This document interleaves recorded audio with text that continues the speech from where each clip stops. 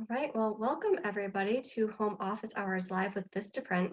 Thank you so much for joining us today. I will tell you we're having a little bit of technical difficulty today, so we did have some slides prepared for you, but we are just going to be on camera today. We aren't able to get those working, but we have a great discussion for you today. So if this is your first time joining us, Home Office Hours is a series of live discussions that we've put together on timely topics, and we'll be featuring guest speakers as well as our very own Vistaprint team members. Our goal with this series is to provide you with education and advice for surviving these unprecedented times during the COVID-19 crisis. We know that small business needs have changed, and we wanted to help. So we created Home Office Hours as a way to connect during this time when we're all spending a lot of time at home. So we've tapped colleagues to help answer some of the questions that you're having as business owners. And today we have with us Priya Muthu, who is our social and content marketing specialist here at Vistaprint. Priya, can you say hello? Hi, happy to be here. Hey, thank you for joining us. And we also have Jenny Will with us here today. And she's a video specialist here at Google. Jenny, can you say hello? Hi, everyone. Hey, thank you for being with us. So today we're going to talk about utilizing online video in this new business landscape. So before we get started, a couple of housekeeping items. If you're in Zoom, you can submit your questions using the Q&A button at the bottom of the screen there. And if you're on Facebook, you can just comment your questions there, and we'll get those in the Q&A in Zoom. And we will absolutely leave plenty of time at the end for questions. So please submit your questions all throughout the session, and we'll take those at the end. We'll also be sending out the recording after we wrap up. Okay, so let's jump into it. Priya, let's start with you today. So you and I have worked on a number of projects together, being here at Vistaprint. So why don't we establish something that we've dealt with, not just with online video, but really with any kind of content, social video or otherwise, and that's the audience. So what are the two big things that we all need to consider about our audiences when we're creating video content? Absolutely. The first big thing is really determining your audience. Are they fitness enthusiasts? Are they foodies? Are they interested in DIY projects, or are they parents? It's really important to know which community or group of people is going to be interested in consuming the content that you actually put out there. And then the second big piece is really understanding what your audience is going to be searching for. Are they looking to get healthier? Are they interested in learning how to cook? Do they want to know more activities to do with their kids? You really want to answer the question of what are their main goals. So it can really be helpful to research current trends. You can even go to the trending section on YouTube to see what's popular in real time. So the two big pieces are really who is your audience and what do they want? Awesome, thank you. So important, knowing your audience. So Jenny, can you expand on this for us? What can you tell us about the growth of online videos specifically and during the COVID-19 pandemic? Yeah, absolutely. And I want to completely reiterate what Priya shared about audiences. Making sure you're reaching and engaging your audience is critical, and YouTube is a key platform to do that. So we actually have 95% viewability and audibility, which allows us to be the leader in terms of engagement across the online video ecosystem. YouTube also provides the reach that advertisers crave. With 2 billion monthly logged in users globally, that's more than the entire population of China, USA, and Brazil combined. And people are watching more than 1 billion hours of video per day. That would be enough video to keep you occupied on a flight to the sun and back 3,000 times, which is pretty incredible. We also know that video consumption is on the rise. There are still 3 basic things that humans spend our time doing: sleeping, working, and watching video. In fact, research shows that by 2021, video will be more than 80% of consumer web traffic. So in this world of nearly infinite choice, video remains one of the world's favorite pastimes, and it's still growing. And at the heart of online video is YouTube. And lastly, over 90% of consumers say they've discovered new products and brands on YouTube. So it's a great place to make sure that you have brand presence. Right now, unsurprisingly, people are engaging with video more than ever, given the unprecedented times we're facing with COVID-19. Nielsen estimates that being homebound could lead to an almost 60% increase in the amount of video content that we watch globally. While there are many video options available, YouTube is a video option for everyone, and now more than ever. Naturally, this preference for YouTube is reflected in massive year-over-year watch time growth of 25%, and in particular, dramatic growth on TV screens of 29%. These numbers are all from the past month. And in a world where many traditional channels are losing reach, or are challenged to develop new content for consumers, YouTube remains number one in terms of an ad-supported partner. So as people are spending more time at home, and where advertisers can reach their audiences is evolving, people are engaging more and more on YouTube than ever before. That is a lot of time spent watching video, but I'm not Yeah. surprised that while we're all inside right now, that people are watching even more. I think we're all really hungry for content to keep us entertained, so not surprising at all. Yeah, absolutely. And actually, just a kind of a fun fact too, we've seen 120% increase in people looking to learn new skills. So videos like homeschooling or how to cook. So different how-to videos and exercise in particular is really spiking. Yeah, I think a lot of that kind of DIY type of content is important right now because the providers that you're used to going to for those services and things like that are not open. So you have to learn to do it yourself. Exactly. So can you talk to us a little bit more about how you would plan and promote your content on YouTube? A couple of questions come to mind, like how can you customize your channel? I know there are elements like descriptions and titles, tags, keywords, and metadata. How do those different elements help demonstrate your brand's personality on your channel, but also help you get found by viewers who might be searching things like, DIY haircuts and exercising at home and things like that? Yeah, absolutely. That's a great question. So, your YouTube channel is really an opportunity to showcase your brand to a potential customer. So, I can walk through a couple of ways how you can optimize your channel, and really a few just best practices in order to make sure that you're putting out your brand in a productive and meaningful way in the YouTube environment. So first, you want to make sure that you're making your channel your own. So at the top of your YouTube channel, you have a channel banner, where you can update a visual image with typically brands will have their logo or something that relates to their brand in that space. And then you also have an opportunity to put an icon and your business name. So making sure those are up to date and all have a consistent look and feel is really important. Absolutely. And just to piggyback off of that, your channel page should really look professional and well thought out. Really think of it like any other social media platform that you might be on, whether that's Facebook or Instagram. You really do want to try to update it as much as possible. Here at Vistaprint, we try to change that featured video on the channel page as often as we can, just so that the page really stays fresh and current. Thank you Yeah, that's both. a great point. Just jumping And I oh mentioned at yeah, the beginning, sorry. So I mentioned at the beginning, we did have some great slides for you guys that will help visualize some of these tips. We did have some technical difficulties, so we aren't able to pull those up right now, but we'll definitely look into trying to send those out to you after the fact because there are some great illustrations of what Jenny and what Priya are talking about right now. Go ahead. absolutely. Thanks, Lori. Another helpful tips and tricks in terms of optimizing your channel is around writing a helpful description for your video. So underneath on your YouTube channel homepage, you're able to write a description about your company and about the video that you're posting. So make sure you're putting descriptive and searchable content first. And we'll get into that in a second, but you want to make sure that your customers can find you.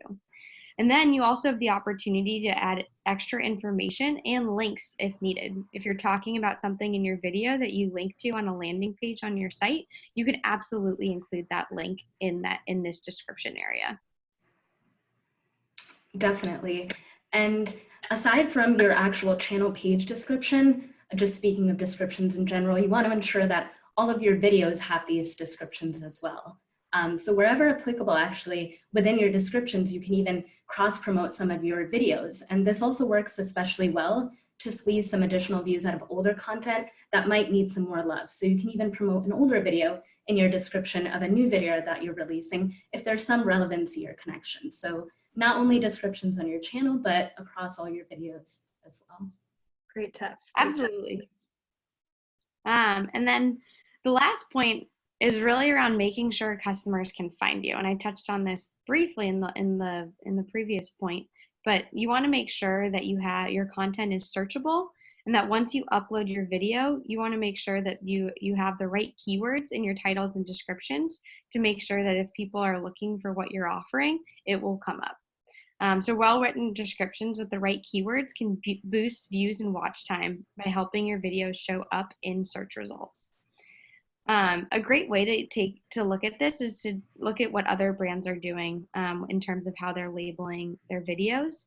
I think in particular, a couple of best-in-class YouTube channels from big brands are the Expedia channel has done a great job, and the Patagonia channel. I often advise my clients to take a look at those channels to see what best-in-class looks like. Thank you. Priya, And you want to ensure, and you also want to ensure that these keywords are not only in your titles, but really anywhere that you can put them, in your descriptions and your playlists as well. But always remember at the end of the day to choose quality over quantity. You really want to find that right balance, not too little, but not too much that you're actually oversaturating your content. And this whole process, it might take a little bit of trial and error, but you know your content best at the end of the day. So you really will find that happy medium. Absolutely. And another just quick tip, and based on the trends that we're seeing in the market right now, using common search terms like how to will help you connect with more customers. Knowing that that's top of mind, and we know that those trends exist and are accelerating right now, if you take advantage of those different insights, you can help make sure that your videos are found more frequently by the right people who are looking for that type of content. That's great. That's great. Yeah, I would also just add around searchable titles, if we're getting into some of the more tactics here. And as Corey mentioned, we'll send out hopefully some examples after this. But we really recommend trying to keep it to 45 characters or less so you can show up more easily in searches. That was to Priya's point too, right? Keeping things concise is really important. And then within the title, you also want to identify the content type, right? Is it a tutorial video, a how-to? Is it a product demo? Making sure you're labeling what the video will talk about is another good way to organize your different types of content.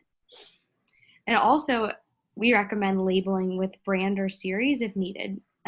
So for example, if you're a mattress company and you're doing a series on shipping and how the mattress is shipped, you could keep all of the labeling within that series consistent so that a consumer can easily follow along and see the next video in the series. Great. And in addition to everything that Jenny's mentioned about those searchable titles, you also don't want to forget about your thumbnails too. Our brains are really wired to see visuals first, so you really want to make sure that your thumbnail is very eye-catching and appealing. And if you have a series, thumbnails are a really great way to visually tie it together and really enhance that perception of a common theme. So try to think of your title and thumbnail as almost a 1-2 punch. Yeah, I love that, Priya. Thank you. I'd also recommend using the video tags feature to help viewers find your content. So really, first and foremost, the golden rule here is to keep it simple. So use the tags field during your video upload and include keywords from your title and a mix of both general and specific tags to thoroughly and accurately describe your video. A great way to source different keywords is using Google Trends and Google Ads Keyword Planner. So these tools can help you identify popular keywords and their synonyms. Including these search terms can help maximize traffic from search onto YouTube. Yeah, just emphasizing that video tags are just important because they help YouTube know your video's content and also its context as well. And once YouTube is able to understand your video's topic and category, it can then begin to associate it with similar content, which will amplify your video's reach and overall searchability. Thank you guys so much. This is so important. Nobody wants to spend all that time creating video content only to not have it get found by their audience. So I think this is super helpful. Thank you. So Priya, I want to talk a little bit more about promotion and cross-promotion specifically. You mentioned earlier that you can cross-promote other videos on some videos that you've posted on YouTube, but your role encompasses more than just YouTube here at Vistaprint, and you work on our other social accounts as well. So can you explain how you could actually leverage those other social accounts to try and drive people to your YouTube videos? Absolutely. Cross promotion is a really, really great strategy. Basically, as Corey mentioned, just leveraging those existing social platforms and then promoting your video content on these channels. For our webinar, we promote on social the day before, the day of the webinar, and after we've recorded. And this is really a great way to push your content organically without putting any extra spend. So for example, let's say that you have a video planned and you have a pretty strong following on Instagram. You can post your announcements leading up to the release of the video on your stories and on your feed. And once the video has actually been released, you can then upload it to IGTV. And you can do this across Facebook, Twitter, LinkedIn, really any other social platform that you might be on. And in addition, there are plenty of tools to create these kind of posts. Vistaprint even offers our own free social media template tool. But like I mentioned, there are so many resources out there that can really help make this process easier. Awesome. Thank you, Priya. I think it's really important to have that connection too between all of your customer-facing platforms. Really helps solidify your brand's presence. And I think those accounts are also another place to make your call to action. You want to do that in your videos for sure, but you can also do it on those accounts. And it's okay to be direct with people, right? You want to make sure you're telling them what you want them to do, whether that's go to your other content or to your website or to donate. You should always include a call to action, right? Absolutely. It's important to be direct, but you want to be mindful as well. And don't think of yourselves as forcefully or aggressively selling something, but rather you're giving your audience some general direction. As we all know, call to actions, like you mentioned in your examples, Corey, they aren't always about selling. You can ask viewers to subscribe to your channel, watch more videos, or even share it with their friends. So really think of it as giving your audience some guidance on what to do after they've consumed your content.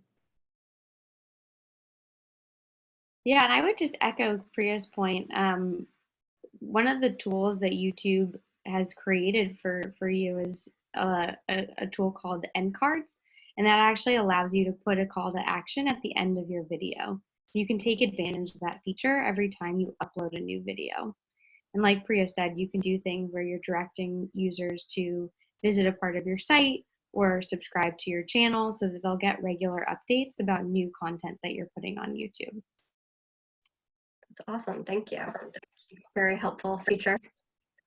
So Priya, planning is a big part of your job, and we know, as I referenced before, content can take a lot of time to create, a lot of time to plan. So can you take us through the process of how you prepare and how you plan for releasing your content? Absolutely. Planning content is super important and it really helps you stay organized. I would say the easiest way is to use some type of a content calendar. I currently use an Excel spreadsheet. It really goes to show you don't need any fancy tools to do this. And it doesn't just have to be for video. It can really be for all of your content, whether that's email or social content as well. But for the purposes of this webinar, we'll stick to video. So once you've figured out the core of your content, it's really important to figure out the cadence. Is it sustainable for you to release a video once a week, twice a week, once a month? That's really something that you have to figure out for yourself.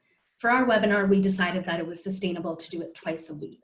So once you've decided this, really figure out what platforms you're going to be cross-promoting on as well. Prior to the whole COVID crisis, I had about a month to plan the calendar in advance, but given the current situation and how rapidly things are changing, this planning process is condensed into about 1 to 2 weeks, but it's overall still the same. You want to make sure that you're checking your calendar frequently and adjusting according to your schedule as well. If you weren't able to publish something as planned, it's totally fine. You can always move it ahead. And this calendar is just super helpful as a reference guide to keep track of your work. Let's say you want to know how many times you promoted a particular video on Facebook. You can easily use this calendar to, check and see how many times you did that. So the calendar is just a great tool to not only stay organized, but really just use as a strategic reference point. Awesome, thank you. And Jenny, I know we were talking earlier that Google has a framework as well. Would you like to share that? I thought that was a really helpful framework. Yeah, absolutely. So I couldn't agree more how important it is to have a clear programming strategy. You'll need to determine what your channel stands for, produce videos in a consistent voice, and map out a release strategy where that Excel spreadsheet comes in handy, like Priya mentioned. So getting the timing right and giving people a reason to keep coming back to your channel is so important. And one framework that we like to use at Google is called the Hero Help Hub approach.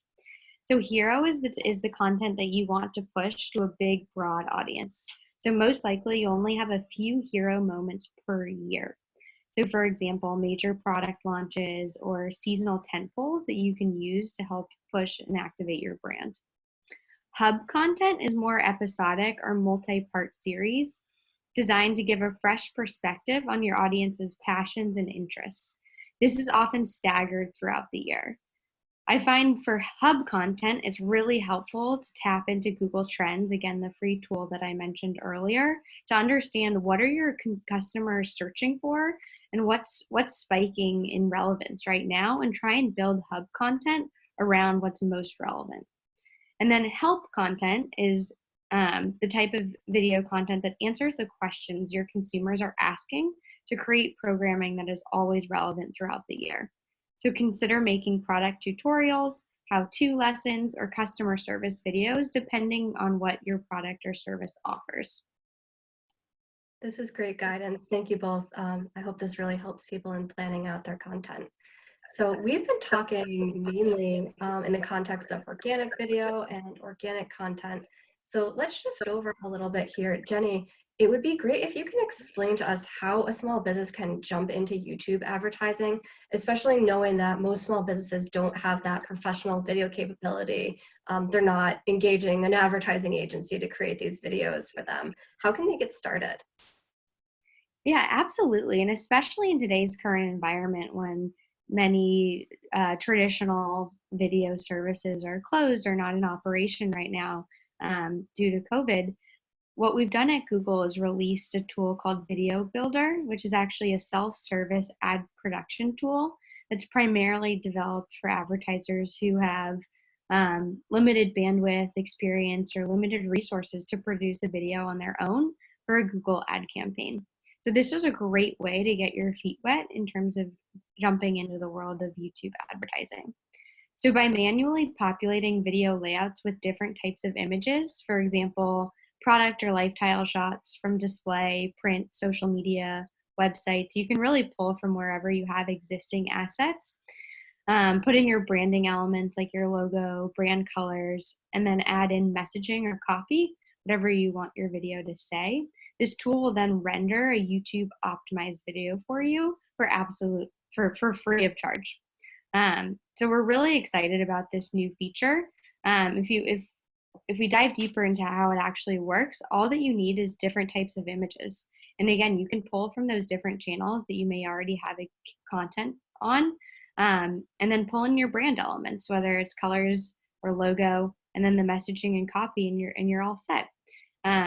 So we've found an overwhelmingly positive response to this tool so far, and we're really excited to see how we can continue to build on it further. You can find the sign up form online if you Google Video Ad Builder on YouTube, and perhaps we can send it out after this webinar as well. But it's a quick form. It takes about 30 seconds to fill out, and you get access to the tool within 5 business days. That's great. Thank you. And I love your suggestion. We can definitely include that in the email afterwards for people if they would like to reference that. I think that would be really helpful. Thank you. This sounds like I have not used it myself, but it sounds like it would be a really easy tool for someone who doesn't necessarily have like a video creation background. Thank you for sharing. So thank you both so much for all of the questions that you've answered so far. At this point, I would like to turn it over to the audience and start taking their questions. So I mentioned before at the beginning, you can use the Q&A button at the bottom of your screen if you're joining us in Zoom, and that will submit your question. And then if you're actually joining us on Facebook, you can just add your question in the comments and we'll get that in the Zoom Q&A as well. So I see we have a few questions already. So we'll start with these. Priya, it would be great if you can take this first one here. Can I apply what you've shared today to videos that I've created for other social platforms, or are all these tips specific to YouTube? Absolutely. A lot of these tips are relevant to really any video content across your platforms. You always want to be considering your audience and what they want. You want to make sure to include all of the video information that you can across any platforms and really focusing on those appealing thumbnails as well. So a lot of this information is really pertinent and applicable to any video content that you might be creating. Awesome, thank you. Jenny, would be awesome if you can take this next one here about subscribers. Do you have any tips to help increase the number of people that subscribe to my YouTube channel? Yeah, absolutely. And we get this question a lot, and it's a good one. So I would say a couple of things. One, make the first 10 seconds of your video the most memorable. So 20% of viewers actually drop off within the first 10 seconds of your video. So you want to take advantage of those first few seconds.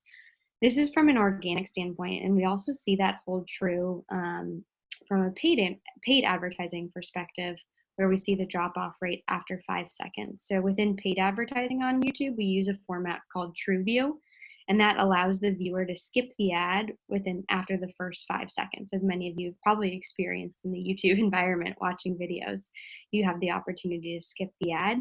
So it's so important to capture the viewer's attention up front.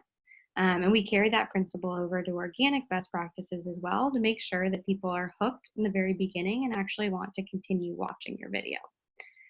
I'd also recommend using playlists. That feature on the YouTube channel is so powerful. So do you have a set of videos that could go together, or a sort of type of series that you could put together?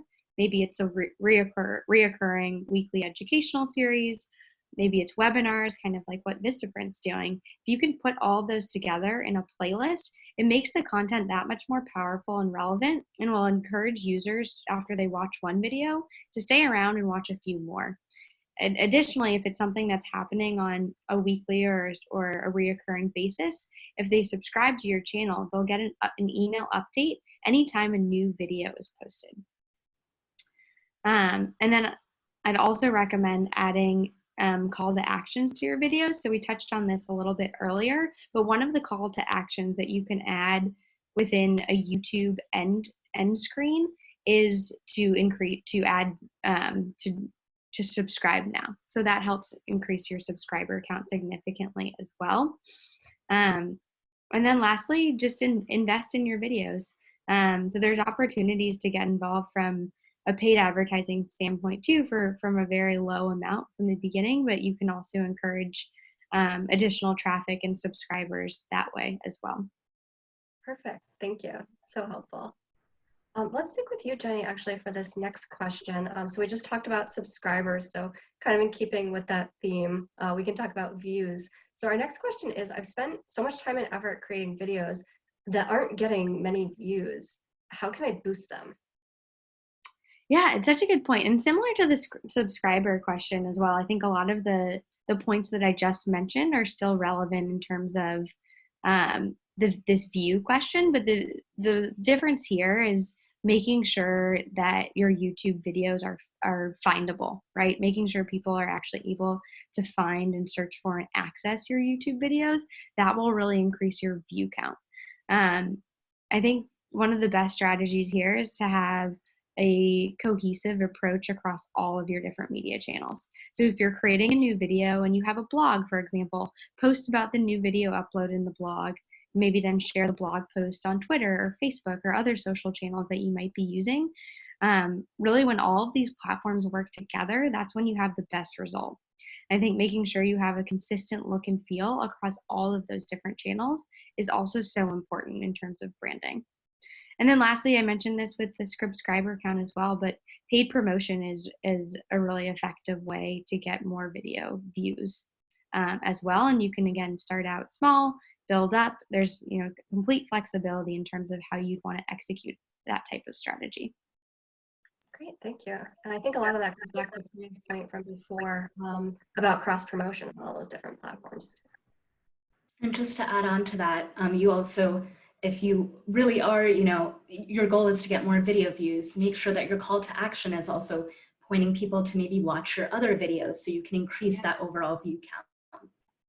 Yes, absolutely. And that's also just the point around playlists too. If you have a sort of series of relevant content, it's more likely that a customer is going to watch additional videos because they're already plugged into that series or they're interested in what it is you're talking about. Yeah, that makes complete sense. Thank you. So we talked a little bit about trying to hook your viewers right away in those first few seconds.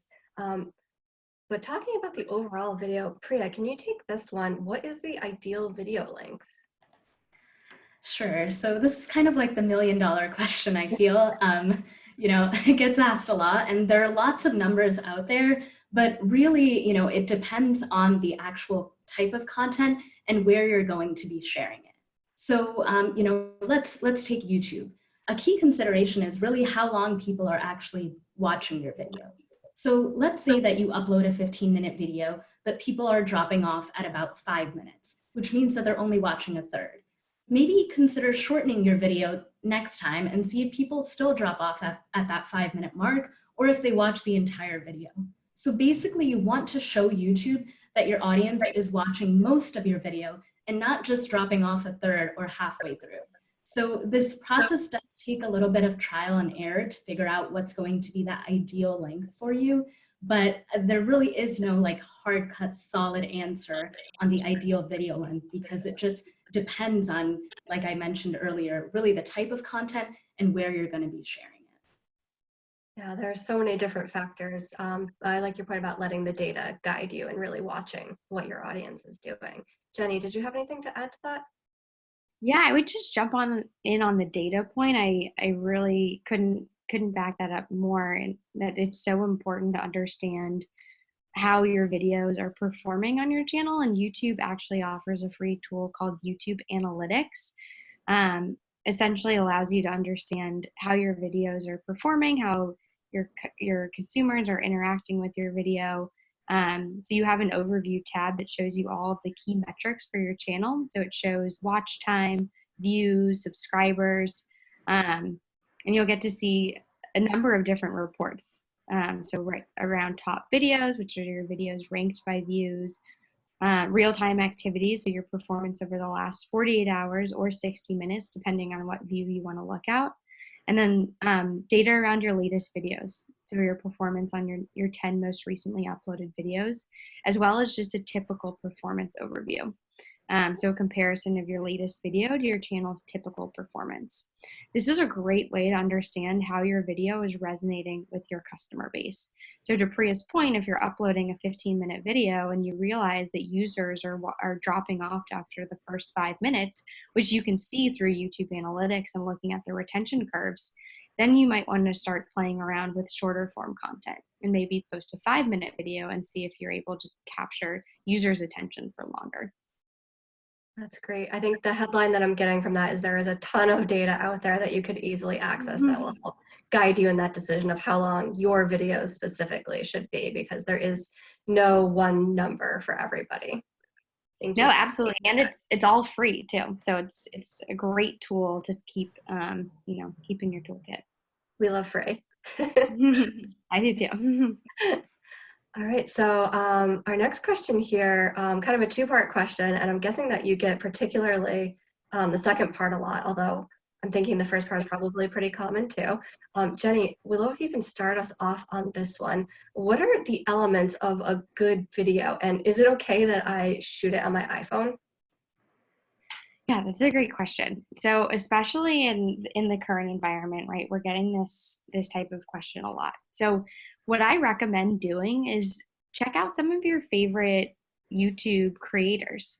Go to different channels that you personally enjoy watching, whether maybe that's a cooking show or an exercise video or whatever it may be that you're watching on YouTube. Take a look at your favorite creators and understand what they're doing on their channel, because they're essentially running a small business as well. So that's first and foremost in terms of getting different ideas of how to create these videos, especially during this time. I think the most important thing is to make sure you're capturing attention in the beginning. So again, we've talked about this a little bit throughout the program today, but making sure that you're hooking users is so important to get them to continue watching your content and understand your message. In terms of filming on your iPhone, That is totally fine, and it can often feel like a really authentic experience for your viewer and your consumer.